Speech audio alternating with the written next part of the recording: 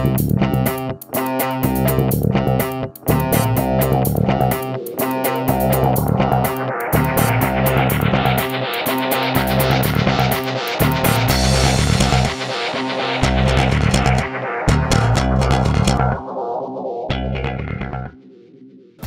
and welcome to another episode of Challenges and Icons, and today I'm in the Rapha Cycle Club in London where I'm talking to James Fairbank, who is the head of central marketing and brand for Rapha.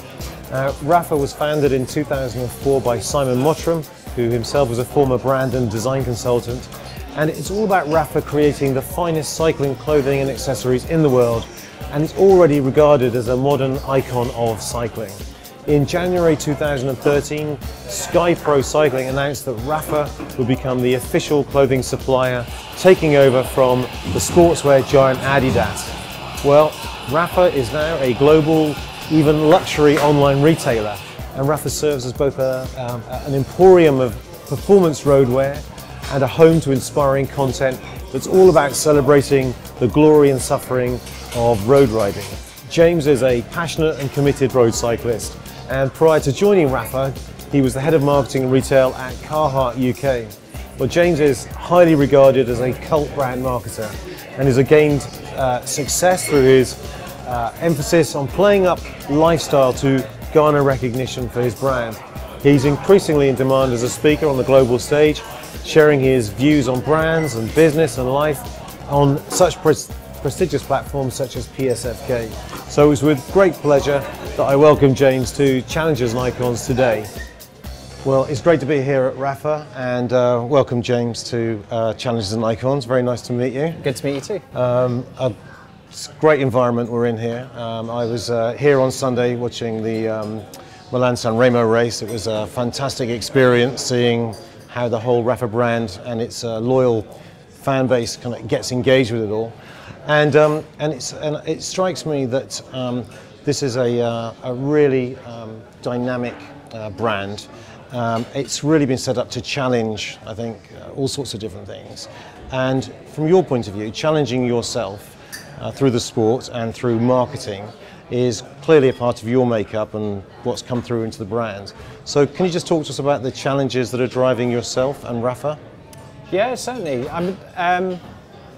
I mean, the thing that led to Rapha's emergence 10 years ago is kind of the thing that still drives us now. So we're underpinned by this drive to honour the sport of cycling. We felt, or Simon felt before he started the brand in 2004, that cycling had been wonderfully served in a component and bike sense, but the soft goods side of things was distinctly lacking. So his experience in luxury brand consultancy had led him to kind of look around and come to the conclusion that he wasn't alone in feeling that as an active cyclist there was a kind of a market need for products that were a little bit more akin to the other luxury brands that he was consuming in his sort of casual wardrobe.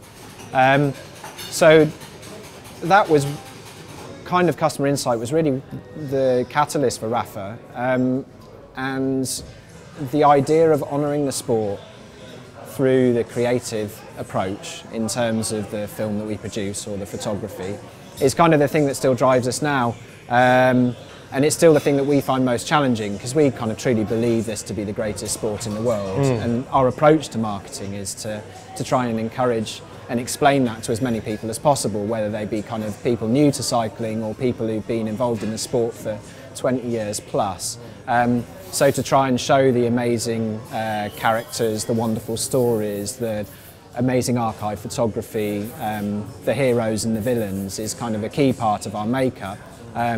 So rather than focusing kind of on a product to sell, it's more about kind of focusing on the activity itself, and yeah, as I said, honouring the sport. So that's our daily challenge really.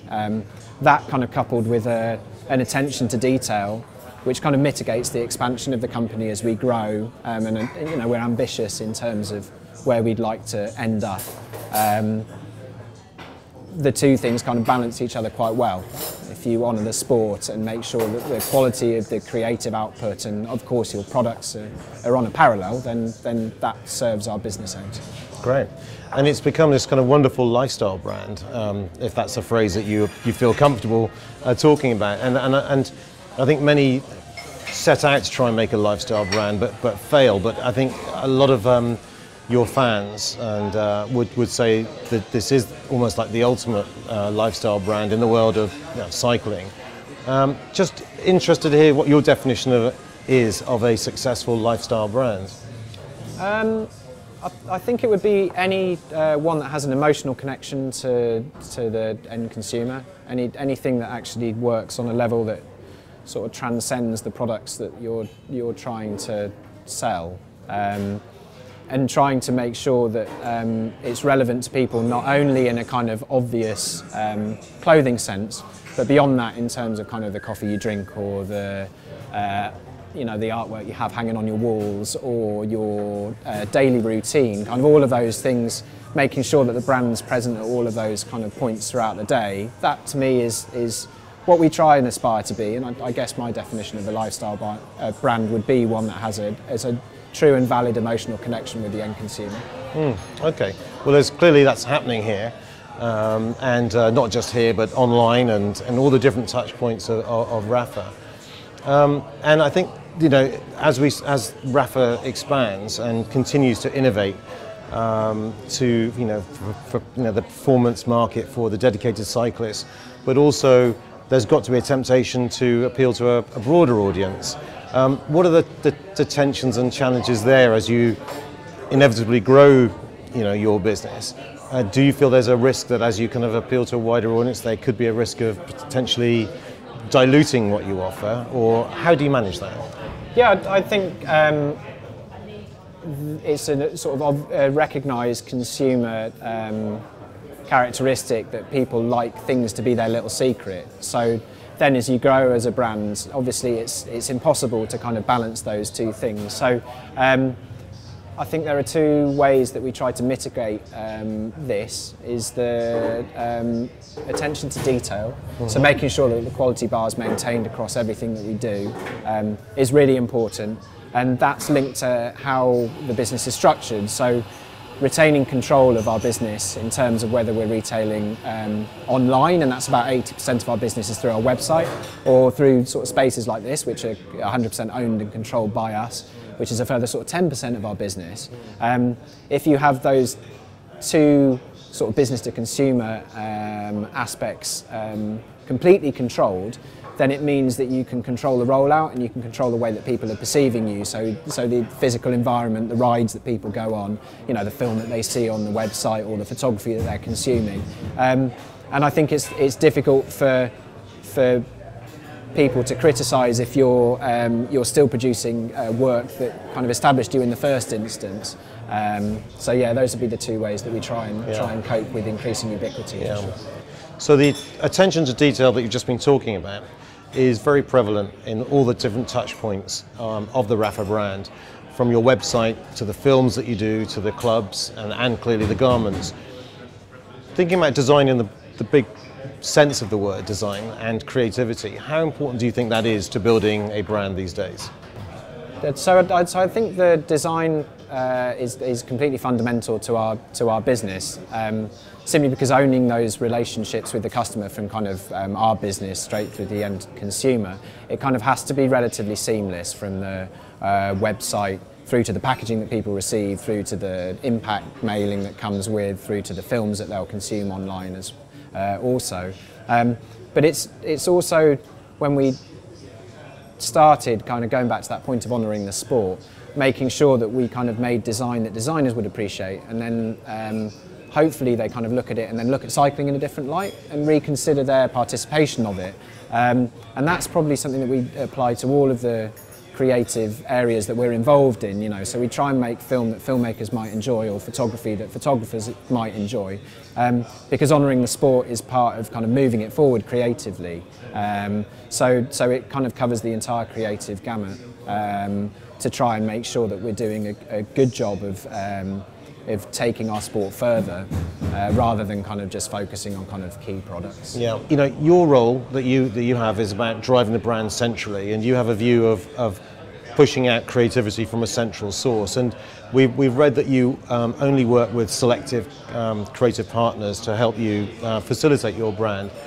And I wanted to ask you about your collaboration with Sir Paul Smith, I'm a big fan of, and who isn't, who's also likes the attention to detail. Is he would you see him as one of your sort of select sort of partners that represents the brand, and what was the reason for partnering with someone like him when essentially, do you really need to partner with Paul Smith?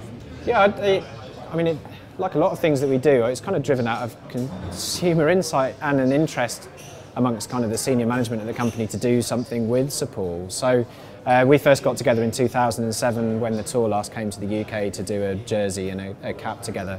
And that was born out of the fact that Paul Smith's a massive cycling fan, and he was aware of Rapha, and the project was born out of that. It was no more complicated or, you know, financially contrived. That led to a kind of an understanding between the two companies that was then led to 2 seasons worth of collaboration on city riding products, and we still maintain that relationship through doing kind of jerseys kind of about every other season now.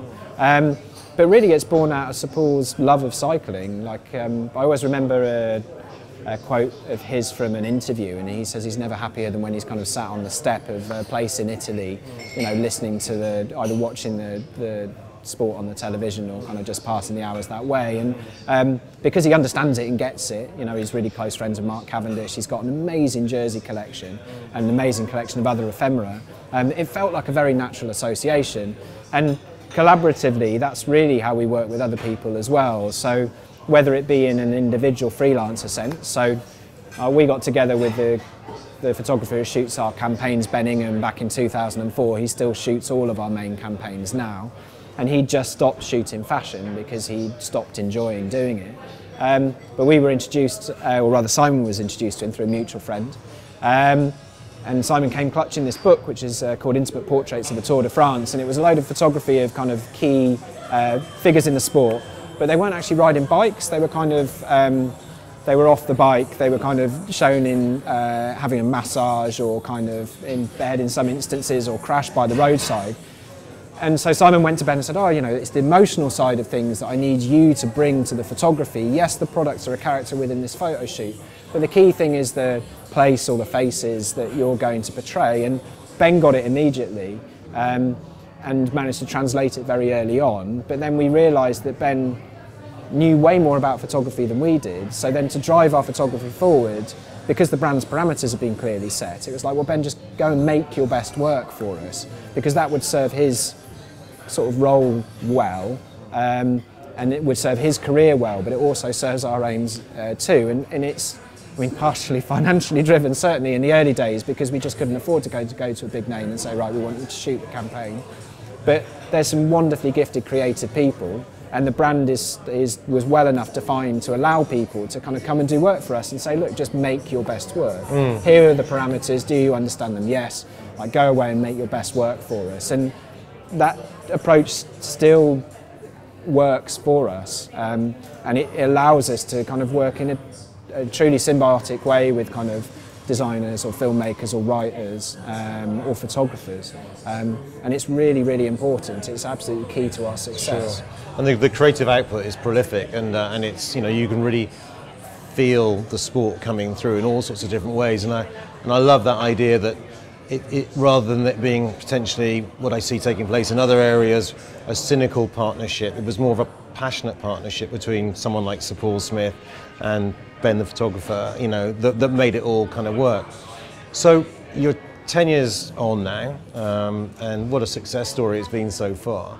And there's plans that have been announced to expand the business, you know, even more than where it's got to the moment. So this centralisation of the brand, that's got to throw a challenge up for you in terms of what you're doing, or do you still see it as actually relatively simple? If I can control the core, it's just a question of scaling it out, or? I'd love to think that would work, but I'm aware that it won't. I think also as the regions become more important to us as a business, and we're about 30% UK bias and 30% States, but Europe's growing incredibly quickly for us at the moment, then so they need to have more creative impact on kind of how the brand's perceived. But we'll always be monolithic, we'll always be centrally defined. It's just making sure that those creative guardrails are kind of are defined correctly, so people can kind of work within those, whether those be regionally or within a freelance network that sort of come into the creative whole. But yeah, it is definitely a challenge, and it's something that we are going to have to be comfortable with change, I think. But through being cohesive as a business and being resilient, it's something that we'll kind of get through creatively, because we know we have legitimacy. It's one of the wonderful things about being 10 years old, is that I think for our early years, a lot of people felt we were marketeers kind of trying to take aspects of cycling for commercial gain. And I hope we've got to the stage now that people believe that we're kind of passionate cyclists who are trying to honour the sport and make a successful business off that approach.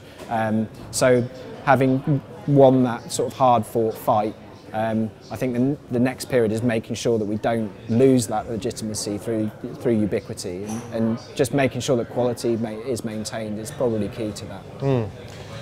Well, I think with the various kind of the roller coaster that the sport has been on generally, and we were talking before we started the interview about the sort of the lows and now potentially the highs of the sport. I think you're in a good position to capitalise on maybe a new approach to how the sport is seen, and looking forward, and how the brand is going to expand. We know that you're investing in a bigger e-commerce framework and more physical spaces like the one we're in.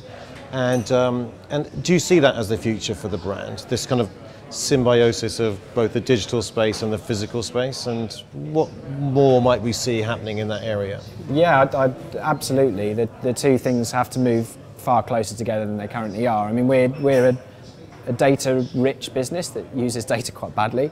So for a company that conducts most of its transactions straight with the end consumer or through our own spaces, we don't have a way of kind of joining up the customers who are walking through the door to purchase with the customers' online data. Part of that is the fact that we've just launched a new website, and it will take time to kind of marry those two things up. But we're really in our infancy in a sort of structural business sense for using that data correctly. But I think things like iBeacon are really, really exciting, because it's one of those things that if you get an idea of what people are looking at but not purchasing, it kind of can inform everything from kind of the design process to the colour choices to, you know, or even if you don't make decisions based on that knowledge, at least you have the knowledge and at least you have that awareness within the business. So yeah, because we control the process, because we will aim to continue to have that kind of balance, that's the thing that will kind of keep us ticking along, I think. Okay, so that aspect of technology is quite interesting, and we know that technical innovation is only going to continue throughout the world generally, and that's perhaps one example of how it will help you provide a better, business relationship with your customers. What other areas do you see of technology impacting on the Rapha brand? I think participation's a very useful one. There's a number of kind of third-party sort of apps, Strava being a very good one that pops to mind. The idea of kind of creating campaigns around getting as many people to ride as possible and then share their experiences online. So whether it's a question of kind of riding a certain distance or a certain distance at a certain speed or going over a certain hill, taking it all back to riding and actually the active expression of what we're trying to sell, bringing using digital to kind of bring those two things a little bit closer together. So of course you can go for a ride at the weekend and then you can discuss it digitally after having done it. Means that you're kind of doing that kind of bed-to-bed approach of making sure that you're relevant to the customer kind of throughout their entire day. So yeah, I think that's really, really interesting. I mean, we're not a tech company, so we'll always look to work with people who kind of are excellent in that space and sort of revered in that space. We know what we're good at, and that would take a massive amount of investment for us to kind of be able to come.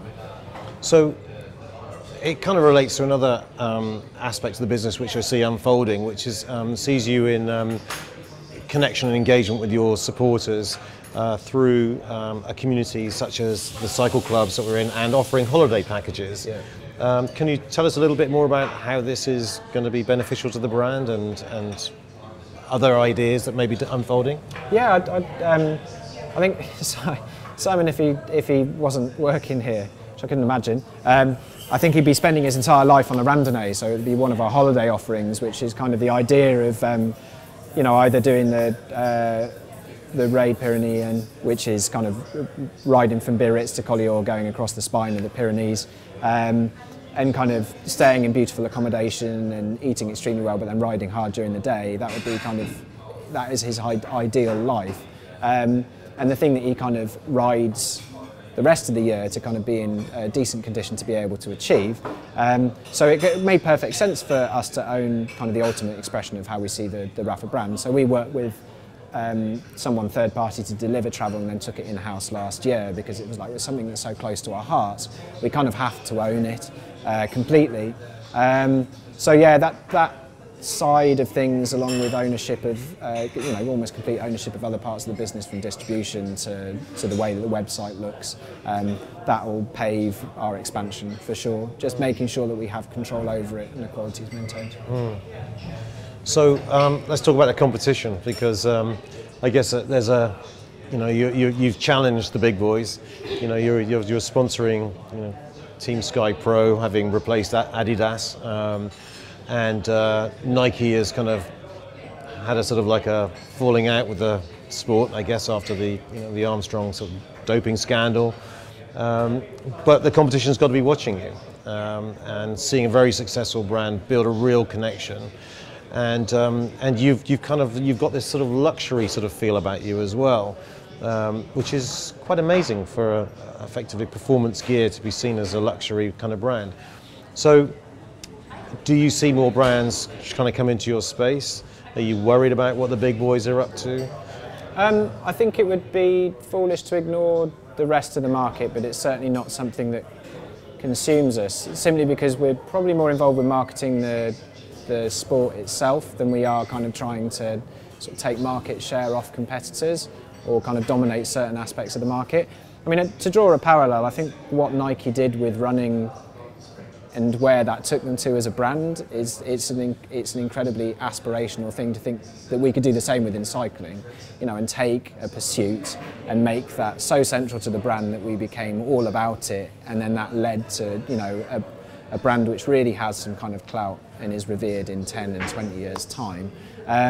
As regards kind of the newer companies that are kind of popping up, I think they're a reflection of just how buoyant the cycling market is at the moment, and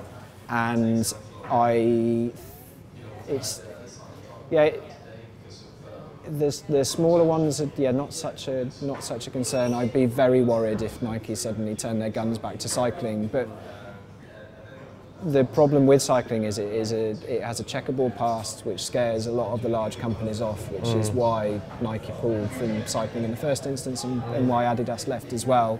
Because the fallout from a major doping scandal is something that they would impact their business completely. I mean, we're not naive. We know cycling has a checkered past, but we celebrate the sport, warts and all. You can't honour the sport without honouring some of the people who, or referring to some of the people who were definitely cheating, unfortunately, and they're part of the history of the sport. You can't ignore that. Yeah. And we're comfortable kind of having those conversations. I think to not do so would be to shy away from sort of a difficult discussion. Sure. And it's one of the things that makes it an emotional connection, because it's very, very emotive. Yeah. Well, thinking about the sort of, how Nike have sort of, maybe stepped away from the sport, and that sort of sense of the adversity that all the publicity surrounded all the doping created. That adversity is, perhaps a sort of good place for the Rapha brand to build success in, through the kind of the purity of the connection that you are creating, through the glory and the suffering that you are projecting through the brand. And I think that's a really powerful sort of one-to-one message which it gets across. So you're a creative guy. Maybe you can tell us about what you would like to do next with Rapha, or things that are personally kind of aspirational for you creatively. What's the future for you? Yeah, definitely a creative facilitator. I'm backed by an amazing group of people who produce some amazing work, and yeah, I'm I guess the gatekeeper to make sure that kind of what goes out, along with Simon and Slate, is of the requisite standard. I mean, personally, cycling-wise, I am an ageing amateur cyclist who wants my second cat licence back for racing, so I'll endeavour to try and get that back this year. But I adore riding. I adore riding in the British Isles. I adore exploring, and I find them probably at my most useful when I'm kind of riding my bike on my own, kind of thinking about things, whether they be work-related or more widely. So, yeah, trying to make sure I've got space to think. And space to think about what makes our customers tick. I mean, personally speaking, I am very passionate about helping a new generation of cyclists come through. So kind of support of emerging talent is something that's very close to my heart, and there's some amazing sort of well, young men now from Hackney who are kind of emerging on the international scene. To watch them develop is something which gives me great pleasure. Also events, I think amateur racing in the UK is poorly served. I think mainly because sportives have taken all the attention, so I'd love to try and help develop sort of amateur racing in the UK as well. Yep, so those, I guess, are the two things. It's very close to work, unfortunately. I'm unable to make a distinction between the two things. So yeah, if I come across beautiful photographers, I try and apply them to work, or you go and see an amazing film, you know. Mika Levy's soundscape for Under the Skin's so good, it's like I've got to find that girl and then try and get her to work on a piece for us. And so trying to bring things from a wider cultural world to bear on kind of the passion which has defined my life pretty much since I was sort of 14, 15. That's the thing that kind of makes me tick. Well, I suspect that, no, the sort of creative mind you are, you probably don't see work as work. You probably just see an extension of your life, and that is very clear from what I can see all around me here. And I think those are some great aspirations, actually, and wish you the best of luck with those. And just want to say thank you very much for taking part today. It's been a great interview. And I've certainly learned a lot more about the brand than I knew before I was coming into it. So congratulations, keep it going, and we look forward to even more success. Oh, that's really kind. Thanks very much for coming to visit us. Oh, it's a pleasure. Okay, great. Cheers. Thank you.